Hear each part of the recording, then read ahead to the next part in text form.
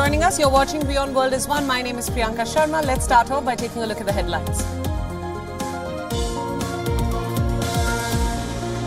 The UK Chief Inspector of Borders and Immigration makes an explosive claim, alleges that passengers categorised as high risk who arrive in Britain on private jets are being allowed into the country without security checks.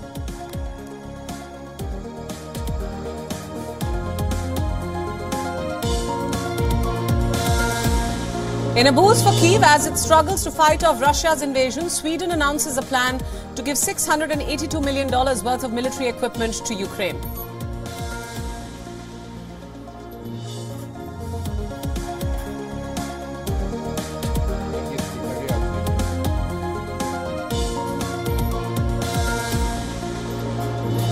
Russia's FSB arrests the US-Russian woman suspected of treason and raising funds for Ukrainian army, releases footage showing hooded officers escorting and handcuffing the woman in a white coat.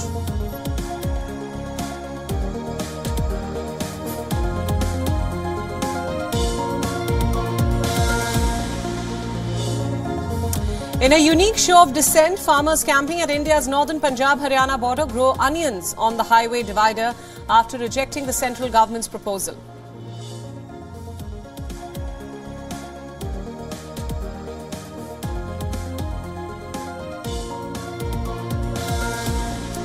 The Indian state of Maharashtra's assembly approves 10% reservation in education and government jobs for indigenous Maratha community.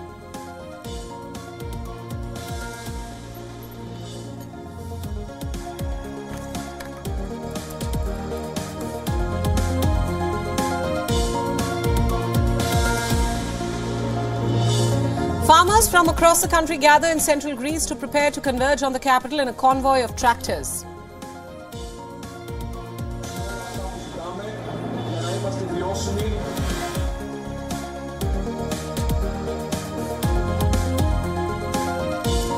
Italian top flight champions Napoli sack Walter Mazzarri and appoint Francesco Calzona as caretaker manager. Napoli are languishing ninth in the table with their title defence all but over.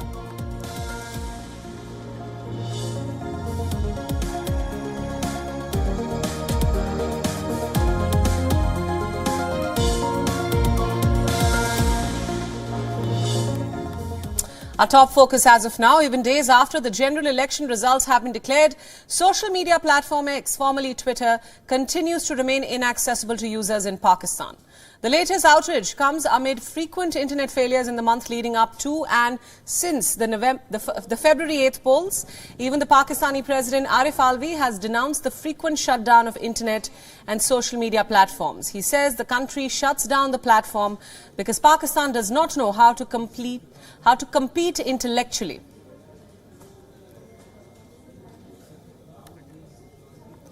The Pakistani president also voiced his concern over the exclusion of capable individuals from politics, stressing the significance of political participation and respect for public mandates.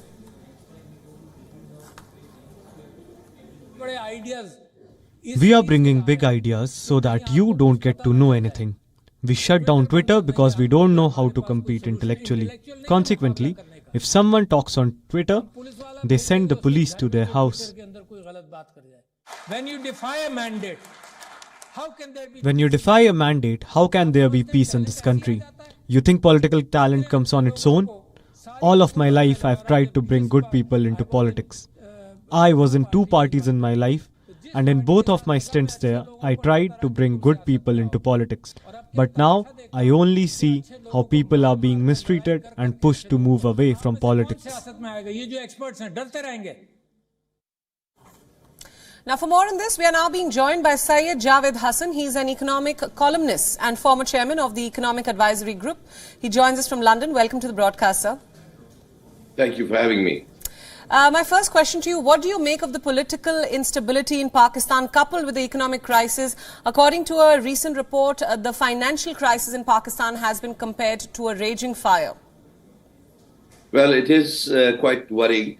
There's political instability, as you pointed out. There is still no clarity as to whether the coalition government between PMLN and PPP will take place and what manner it will be. PPP seems reluctant to join the coalition government in terms of cabinet, it's willing to support the PMLN government to be formed, but it's not willing to be formally part of the cabinet. Now, PMLN, given the financial crisis, as you pointed out, is unwilling to take their entire responsibility of the tough reforms that will be placed upon Pakistan over the next months.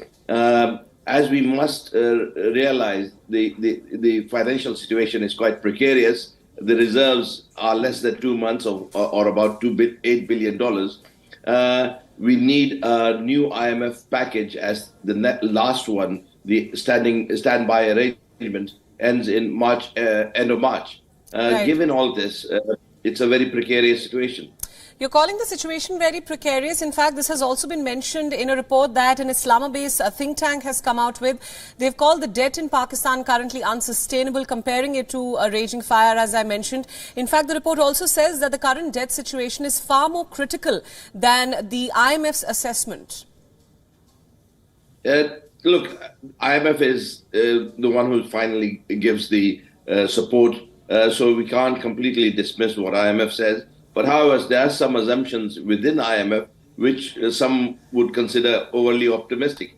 For instance, there's private-to-private lending or investment that IMF considers. Those numbers, many of the analysts, including myself, consider to be overly optimistic. Similarly, IMF assumes that after 2 years, the GDP growth will go back to about 5%.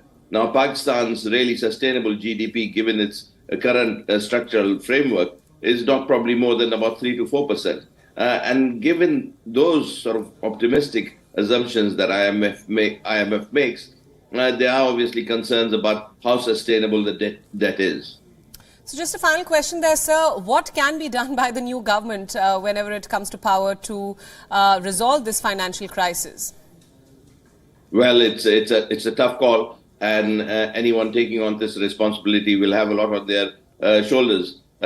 First of all, I think they need to have a huge amount of fiscal prudence. Pakistan has been known to be fiscally imprudent. The fiscal deficit goes up to about 8-9%. That will need to be curtailed. Government spending will have to be curtailed severely, especially in non-essential and non-poverty sectors. So we have to look at areas which we haven't looked at previously. And also the revenue collection has to be improved. But I think ultimately Pakistan will have to consider debt restructuring, given that both its domestic debt and external debt seem to be close to be unsustainability. Mr. Hassan, thank you so much for all your inputs. Thanks for joining us on WION World is One at this hour. Thank you very much. Let's move on now. Prime Minister Benjamin Netanyahu will soon face a crucial legislative test in the Israeli Knesset. The outcome is expected to have repercussions for his coalition government, and it also will affect its war against Hamas. Netanyahu will have to make a decision on 2 military conscription draft laws. First, let's talk about these draft laws, the old draft law in particular, that has been going back and forth for a few years now, since 1998. The draft law aims to turn into the law the exemption from being enlisted in the military for ultra-Orthodox students from the traditional Jewish educational institutions and those who claim to be yeshiva students. Although 26 years ago, the Israeli Supreme Court had ruled that this exemption was unconstitutional as it discriminated against those who did enlist themselves. Since then, the court has ruled on the issue twice. Most recently in 2017, when it said the laws passed by the Knesset so far did not solve the problem. For the longest of time, the Netanyahu-led government has managed to receive extensions due to the 5 back-to-back general elections that prevented any new law from getting passed. But last August, the extension ran out, and Israel's top court has to rule on the petition to call up young Haredi Jews to be enlisted in the military. Although last week the government sought another week-long extension, it was the 5th of such requests before they can respond to the petitions in court. The Netanyahu-led government will have to respond to the petition by next Thursday. Reports suggest that given Prime Minister Netanyahu's dependence on the Haredi parties to stay in power, drafting yeshiva students in the military will spell an immediate end to his governing coalition. The second conscription draft law is published by the Defence Ministry. Under the bill, the period of compulsory service for male conscripts will be raised to 3 years from 32 months, and the age until which reservists can be called up for duty will be raised to 45 and 50 for officers.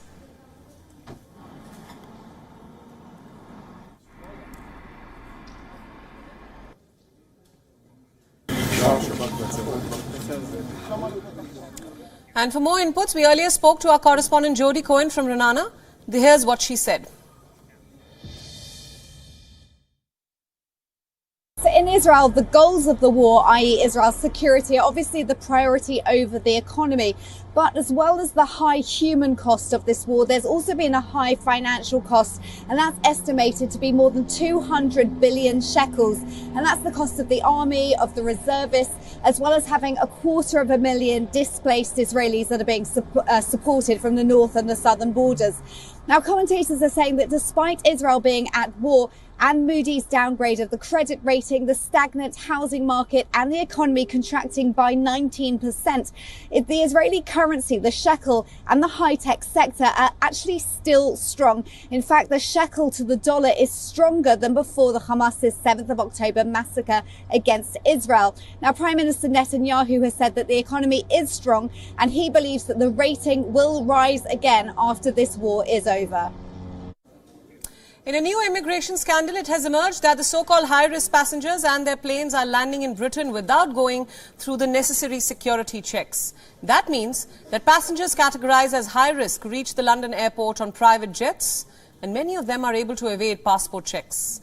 These flights are known as general aviation, and the UK Border Force is required to check all of them. But according to the Chief Inspector of Borders and Immigration, last year the UK Home Office failed to inspect passengers on hundreds of these private aircraft. The Border Force said that the Airport Home Office could only inspect 21% of these planes. According to its data, a little over 50% of the 1,305 general aviation flights were categorized as high risk, and the Home Office inspected only 144 of them. The rest reportedly landed with the passengers facing no security or passport checks. The Home Office later rejected this claim and accused the border officer in charge of putting misleading data into the public domain. It claimed that there were issues with the data recorded at the airport. The Home Office also claimed that the problem had led to many flights being classified as high risk when they were actually low risk.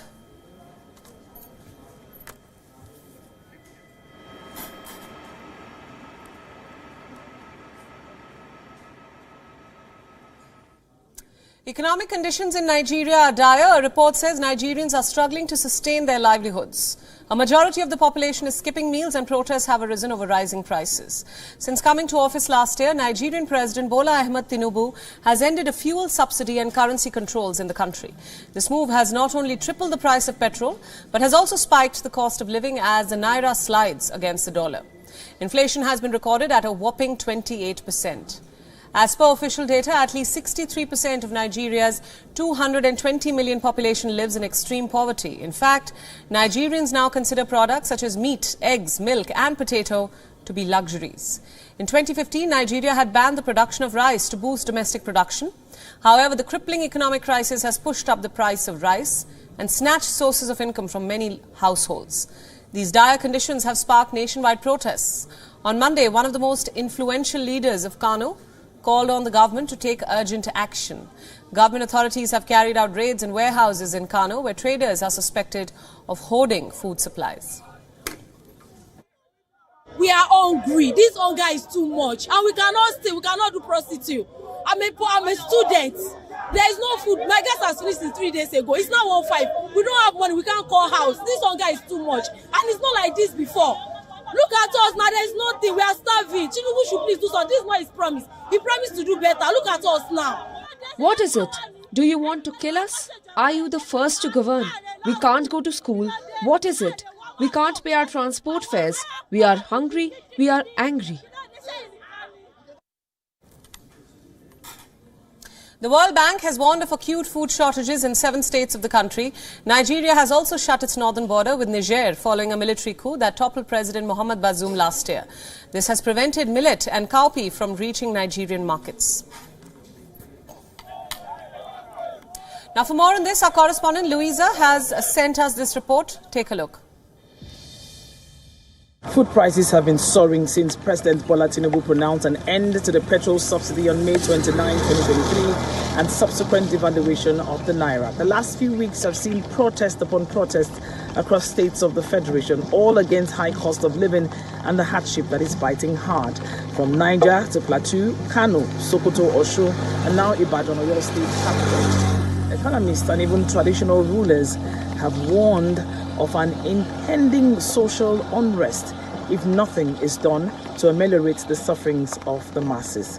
Organised Labour have also declared a 2-day nationwide protest scheduled to hold from 27th and 28th February across the nation. This, police authorities have warned against any form of violence, even as citizens express themselves.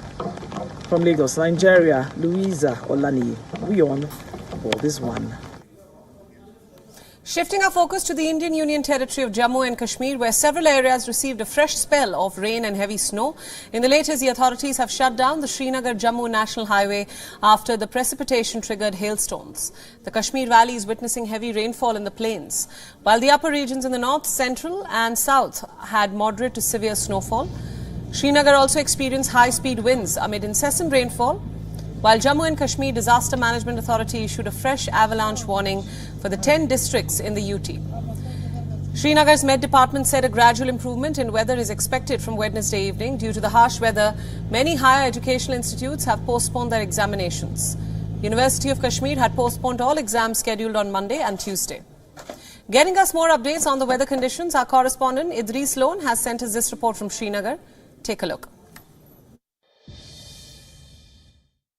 Fresh snowfall has started in Srinagar city as well as various parts of the Kashmir Valley. High intensity snowfall in Srinagar city has started since early morning today, and if we talk about the higher reaches from the last 3 days, Kashmir Valley has been witnessing heavy snowfall, especially in the northern part of Kashmir.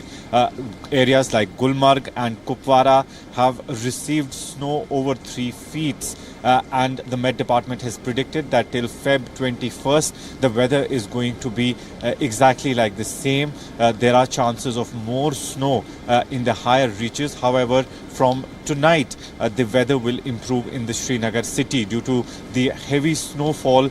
The national highways that connect Srinagar to Jammu and other parts of the country has been closed due to the landslides and shooting stones, while as the road that connects Srinagar to Leh has also been closed for traffic. The roads that also connect Srinagar city to other districts like in Bandipore's Gurez area have also been closed for traffic due to the heavy snowfall. And now Srinagar city also witnessing heavy snowfall. As you can see in your visuals, the Met Department has predicted that for the next 24 hours the weather will remain exactly like this, and after tomorrow there are chances that the weather will improve.